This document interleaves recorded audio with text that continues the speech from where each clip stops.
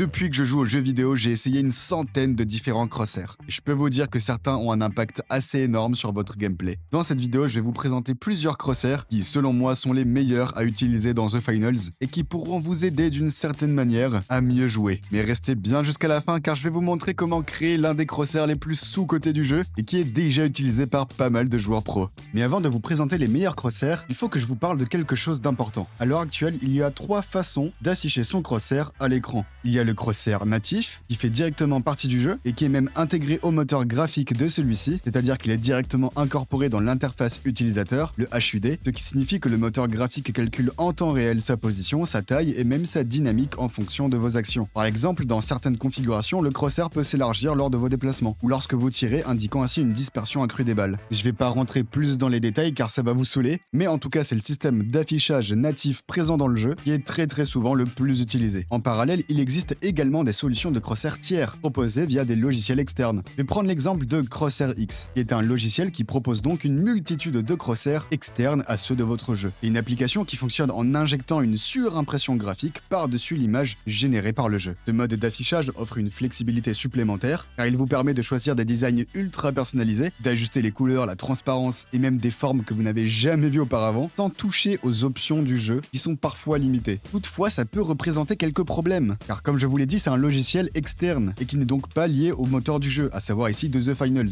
Il peut donc y avoir de légères désynchronisations entre les mouvements de la caméra et la mise à jour du crosshair, et en plus de ça, il reste tout le temps actif. Donc peu importe ce que vous faites, le crosshair sera absolument tout le temps actif, à moins que vous ajoutiez un petit raccourci pour l'enlever. Et enfin, il existe des crosshairs qu'on appelle OS. C'est aussi des crosshairs fournis en surimpression grâce à votre système d'exploitation, ou alors directement fournis sur votre écran lui-même. Et elles ne sont pas spécialement conçues pour répondre aux exigences de réactivité et de précision, surtout sur les jeux FPS compétitifs comme The Finals. Du coup, c'est quoi qu'il faut choisir? Déjà, la dernière option, vous pouvez complètement l'oublier. Ça ne sert à rien et je vous recommande de pas du tout l'utiliser. On va se concentrer surtout sur la personnalisation des crosshairs in-game, donc les viseurs natifs au logiciel de jeu. Et si vraiment aucun des viseurs in-game ne vous convient et vous n'arrivez toujours pas à jouer avec, et bah alors là, les logiciels tiers pourront vous fournir beaucoup plus de personnalisation avec des crosshairs vraiment uniques. Du coup, le plan A, c'est les crosshairs natifs liés à l'application, et en choix 2, les logiciels tiers qui pourront vous permettre d'avoir des options beaucoup plus avancées si aucun des autres crosshairs ne vous convient. C'était important que je parle de ça et que je fasse cette petite parenthèse parce qu'il y a encore beaucoup de joueurs qui se demandent s'ils ne vont pas utiliser un autre logiciel pour intégrer un autre crosshair. Du coup, moi je vous ai donné ma vision de la chose et c'est à vous d'en tenir compte.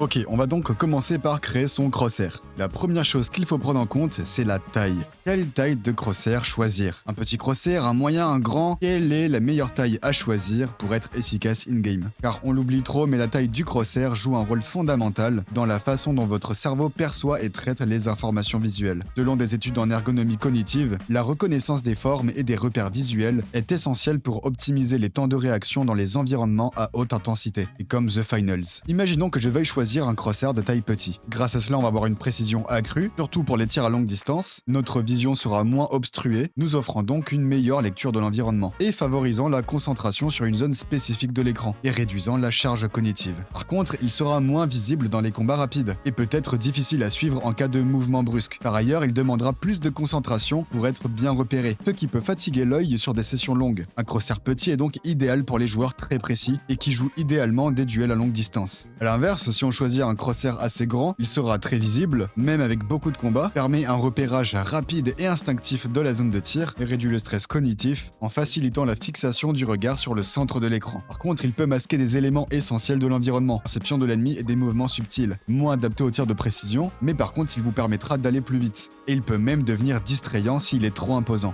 Du coup, un grand crosshair c'est vraiment idéal pour les joueurs très rapides, et aussi bien pour les duels à courte portée, et souvent pour les joueurs qui ont déjà du mal à suivre leur crosshair et qui veulent vraiment être assez rapides dans leur combat. Mais par contre, vous risquez d'être moins précis. Ici, le choix idéal serait d'avoir un crosshair de taille moyenne pour profiter d'un bon équilibre entre précision et visibilité. Bien sûr, je vous donnerai des exemples à l'écran afin que vous puissiez les recopier, mais si pour le moment vous ne savez pas où sont vos points forts, je vous conseille vraiment d'opter pour un crosshair de taille moyenne, qui vous permettra par la suite de mieux identifier vos forces et faiblesses. C'est super, on vient de définir la taille de notre crosshair, maintenant on va choisir la couleur. Et ouais, vous pensiez que je n'allais pas en parler? En effet, la couleur joue un rôle déterminant dans la perception visuelle et l'acquisition rapide d'une cible. Selon d'autres études en ergonomie visuelle, le contraste et la perception des couleurs influencent directement la rapidité des réactions et la fatigue oculaire. vert. Donc c'est vraiment important de choisir les bonnes couleurs. Déjà, toutes les couleurs foncées, il faut éviter, comme par exemple le noir qui a une mauvaise visibilité sur des arrière-plans sombres. Et comme vous le savez, il y a des environnements avec beaucoup d'ombre et beaucoup de zones sombres, et généralement les couleurs sombres sont un très mauvais choix pour les FPS. Et c'est pareil pour le rouge. Le rouge est une couleur qui stimule beaucoup l'œil et peut même causer de la fatigue après des sessions prolongées. Donc le must du must, c'est vraiment de choisir des couleurs vives,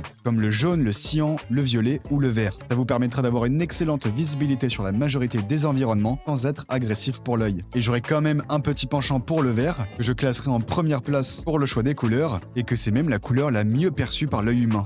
Donc d'un point de vue scientifique, le vert est vraiment la meilleure couleur à choisir pour son crosshair, même si le jaune, le cyan ou le violet ont toujours de bonnes couleurs. Voilà, c'est bon, on vient de choisir notre taille et notre couleur pour le crosshair, c'est parfait. Maintenant, quelles sont les formes à choisir et quelles sont celles les plus sous-cotées du jeu ?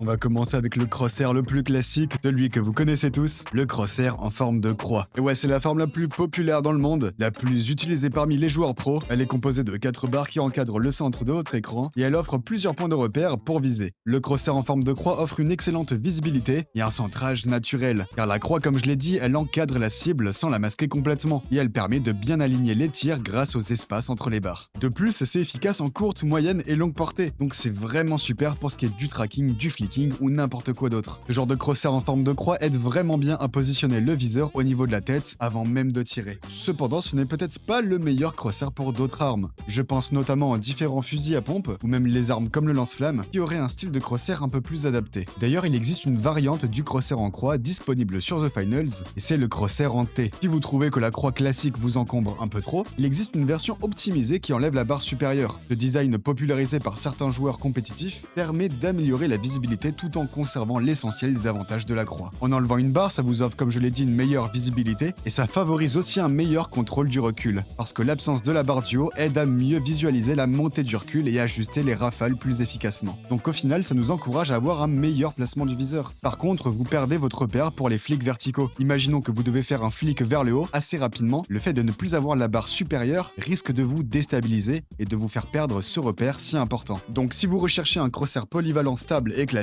optez pour une croix complète. Mais si vous voulez maximiser votre visibilité et votre contrôle du recul, alors le crosshair en T peut être sûrement une alternative plus efficace pour vous. C'est à vous de faire les expérimentations et de définir ce qui est le mieux ou non pour vous. Car encore une fois, ce ne sont que des règles d'optimisation, des règles à peu près scientifiques qui peuvent changer en fonction des personnes. Et rien ne vous assure à 100% que le crosshair en T sera mieux pour vous qu'un crosshair en croix complète. Je vous propose une deuxième option, le crosshair en rond. Et contrairement au crosshair en croix, qui se base sur des repères linéaires, le crosshair en rond encadre la cible de manière uniforme. Il peut être conçu de plusieurs manières. En un cercle plein, une forme continue entourant le centre de votre écran, un cercle interrompu avec des espaces vides pour améliorer la lisibilité, ou un point central entouré d'un léger contour circulaire. Un compromis entre précision et visibilité. Dans les jeux comme The Finals où les combats sont dynamiques, le crosshair circulaire permet de mieux suivre un ennemi en mouvement. La forme arrondie aide à concentrer le regard sur le centre sans être distrait par les éléments visuels inutiles. Et je vais prendre l'exemple du viseur sur la F-Car. Quand on ajoute le petit scope, vous voyez que c'est un rond avec un petit point au milieu. Et franchement, ça aide bien plus pour être précis. On aura aussi un petit gain en optimisation du spray control, car un cercle bien calibré permet de mieux visualiser la dispersion des balles en automatique. Encore une fois, pour la F-Car, c'est pour ça que c'est assez simple de contrôler son recul. En tout cas, pour ceux qui ont compris comment le pattern fonctionnait. D'ailleurs, j'ai fait une vidéo à ce sujet, comment avoir l'aim d'un pro, donc n'hésitez pas à aller voir la vidéo. Et un crosshair en rond est souvent utilisé par les joueurs qui veulent garder un focus constant sur leur point de visée, sans être perturbés par des repères excessifs. Moi, en tout cas, d'un point de vue personnel, j'adore avoir un crosshair en rond quand il y a pas mal de dispersion de balles, surtout quand on utilise les fusils à pompe. Comme vous le savez, la dispersion de balles est assez élevée et ça permet de recentrer les balles plus efficacement. Si vous jouez des armes avec une grosse dispersion de balles, je vous conseille donc d'utiliser un crosshair en forme de rond. Par contre, si vous souhaitez rester très efficace sur les fights à longue distance, en étant très précis, soit à courte, moyenne ou longue portée, je pense que le crosshair en forme de croix serait préférable. Maintenant, dernier crosshair est l'un des plus sous-cotés dont personne ne parle, le crosshair en forme de carré. Car la forme du carré encadre l'ennemi sans masquer sa hitbox. Et ouais, comme je vous le rappelle, la majorité des Xbox sont en forme de rectangle. Il donne un repère plus clair pour visualiser la dispersion des balles et ajuster son spray en fonction. En plus de ça, le cerveau humain perçoit plus facilement les formes fermées, comme les carrés et les rectangles. Cela permet d'améliorer l'acquisition rapide de la cible et de réduire les erreurs d'alignement. C'est comme ça que fonctionne notre cerveau et c'est idéal pour les combats rapprochés et les engagements dynamiques. Car contrairement à la croix qui peut parfois être trop fine et se perdre dans le décor, un carré offre offre une surface de visée plus marquée, facilitant les duels à courte portée. C'est très utile pour les armes comme les SMG ou les fusils d'assaut. Mais attention, on risque d'être moins précis sur les tirs à longue distance. Il est aussi moins populaire, donc moins documenté car il y a peu de joueurs compétitifs qui l'utilisent. Néanmoins, sur The Finals, si vous avez fait attention, il y a quand même pas mal de joueurs haut niveau qui l'ont mis en avant. Pour ma part, le mien il ressemble à ça et je l'ai combiné avec un petit point blanc au milieu. Pour créer ce crosshair en forme de carré dans le jeu, il vous faut tout simplement ajouter un réticule statique en forme de plus. Vous mettez votre épaisseur à 1, votre espacement au milieu entre 10 et 12, voire plus, ça dépend vraiment de vos besoins, la couleur verte à fond, l'opacité à fond et la largeur des barres à fond aussi, jusqu'à 30. C'est parfait, vous avez votre carré. Maintenant, pour un peu plus de précision, vous allez dans Center Dots, le point central, et vous l'activez. Vous prenez la forme de point, vous mettez la taille du point à 2, vous mettez toutes les couleurs à fond pour que ça vous donne cette couleur blanche, et l'opacité à fond. C'est parfait, votre crosshair en forme de carré est enfin fini. N'hésitez pas à prendre des screenshots si vous voulez vous en souvenir pour les prochaines fois.